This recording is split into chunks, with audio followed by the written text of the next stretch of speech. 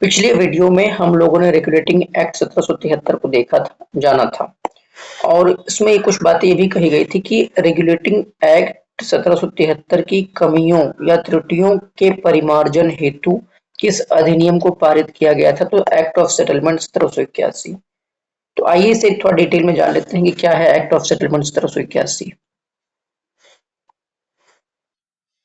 चलिए बात करते हैं अमेंडिंग एक्ट 1781 के बारे में। उसके पहले थोड़ा सा कुछ महत्वपूर्ण सूचना और भी है रेगुलेटिंग एक्ट 1773 से संबंधित, जिसमें कुछ और प्रश्न आपकी परीक्षा में मिल सकते हैं। देखिए, पहली बात तो मैंने आपसे ये कहा था कि इसके तहत बंगाल का जो गवर्नर होगा उसे बना दिया गया बंगाल का गवर्नर जनरल, और 4 सदस्य क्या होंगे उसके साथ सहयोग करने के लिए कार्यकारी परिषद में 4 सदस्य होंगे। ठीक, इन 4 सदस्यों का नाम जो है बड़ा इंपॉर्टेंट है, शायद ही किसी पुस्तक में दिया हो, लेकिन बहुत इंपॉर्टेंट हो सकता है क्योंकि अभी तक किसी परीक्षा में तो पूछा नहीं गया है, लेकिन पूछा जा सकता है। इनमें एक पहला नाम था, उसका नाम था फिलिप जो नाम था, फिलिप फ्रांसिस नाम था इसका। दूसरा नाम था इसका क्लेवरिंग, जो दूसरा नाम था उसका नाम था क्लेवरिंग।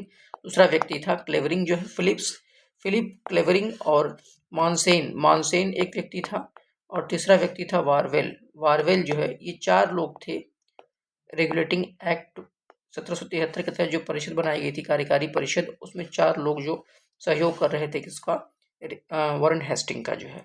ठीक, और ये भी बता दिया गया कि बंगाल का पहला गवर्नर जनरल बना था वारेन हेस्टिंग।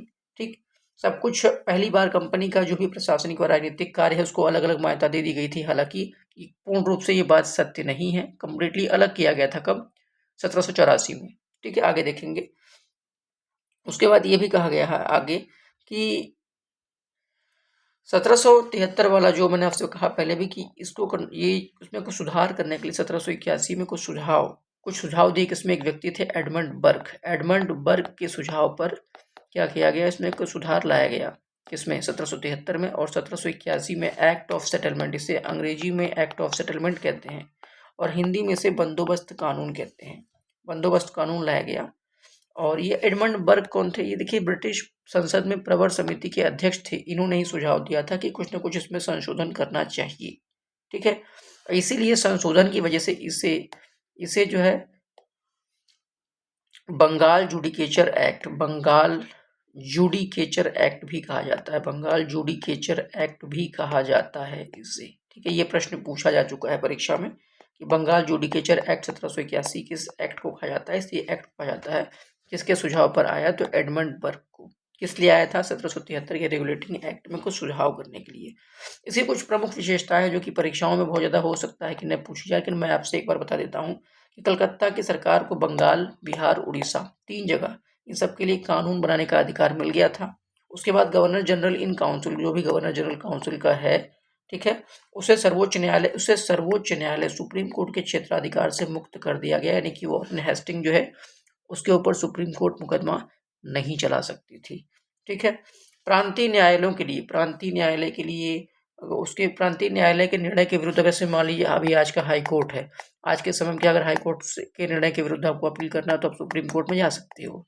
लेकिन उस वक्त ये कह दिया गया कि जो प्रांतीय न्यायालय है, प्रोविंशियल कोर्ट है, उसके विरुद्ध आप जो है वहाँ के सुप्रीम कोर्ट में अपील नहीं कर सकते, बल्कि आपको अपील करना होगा क्या? गवर्नर जनरल की कार्यकारी परिषद में, वहाँ जाके आपको अपील करना होगा।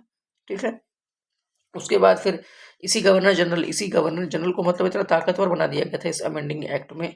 इसी गवर्नर जनरल को अधिकार दे दिया गया था कि क्या करना है। ये जो गवर्नर जनरल है ये खुद अलग अलग प्रांतीय कार्यों के लिए नियम बना सकता है और सुप्रीम कोर्ट के लिए भी नियम यही बना सकता है। सर्वोच्च न्यायालय, इसके बाद इसमें यह भी कहा गया कि सर्वोच्च न्यायालय, सुप्रीम कोर्ट जो होगी वो क्या करेगी, अगर आदेश देती है तो हिंदुओं के लिए हिंदुओं का जो रीति रिवाज है, जो धर्म है, उसके हिसाब से ही करेगी, और मुस्लिमों का शरिया कानून के हिसाब से करेगी। मतलब धार्मिक मामलों में कोई छेड़छाड़ नहीं करेगी। लेकिन राजस्व मामला, जितना भी लगान, टैक्स, पैसे वाली जो बात, राजस्व मामला किसके पास रहेगा? ये गवर्नर जनरल के पास रहेगा। यानी गवर्नर जनरल को बहुत अत्यधिक शक्तिशाली बना दिया था इस एक्ट ऑफ सेटलमेंट ने बहुत शक्तिशाली बना दिया गया था इसी एक्ट ऑफ सेटलमेंट के द्वारा।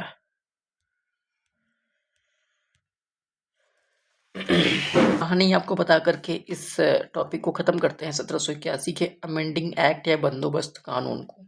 देखिए, ऐसा है, एक मामला ऐसा आता है नंद कुमार अभियोग जो है, इसमें क्या था, नंद कुमार अभियोग, इस चीज को शायद लोग कम सुने होंगे। नंद कुमार अभियोग की बात यहाँ क्यों की जा रही है? मैंने आपसे कहा था कि सुप्रीम कोर्ट की स्थापना हुई थी 1774 में। कहाँ हुई थी? कलकत्ता में। उसमें एक मुख्य न्यायाधीश कौन था? Elijah Impey. और मुख्य न्यायाधीश जो एलिजा इम्पे था वो किसका मित्र था? वो मित्र था जो है इम्पे जो है, ये मित्र था वॉरेन हेस्टिंग का। वॉरेन हेस्टिंग का ये मित्र था जो है। तो नंद कुमार अभियोग, नंद कुमार केस जो है 1775 का है। इसमें हुआ क्या था? नंद कुमार पहली बात था कौन? मुर्शिदाबाद, आपको पता होगा अभी भी बंगाल में है। तो मुर्शिदाबाद का ये भूतपूर्व दीवान था। ठीक है।